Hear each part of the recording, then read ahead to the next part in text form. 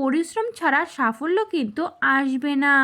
যারা ধৈর্য ধরে এগিয়ে যাবেন তারাই বড় ফল পাবেন। চাকরিজীবীদের জন্য জুন মাসটি মোটামুটি শুভ। অফিসে আপনার কাজের প্রশংসা কিন্তু হতে পারে। ঊর্ধ্বতন কর্মকর্তাদের সঙ্গে সম্পর্ক ভালো থাকবে। যারা দীর্ঘদিন ধরে পদোন্নতির অপেক্ষায় ছিলেন তাদের জন্য কিন্তু সুখবর আসতে চলেছে এই সময়। নতুন দায়িত্ব পাওয়ার সম্ভাবনাও কিন্তু রয়েছে। তবে সহকর্মীদের সঙ্গে অকারণ তর্ক এড়িয়ে চলুন।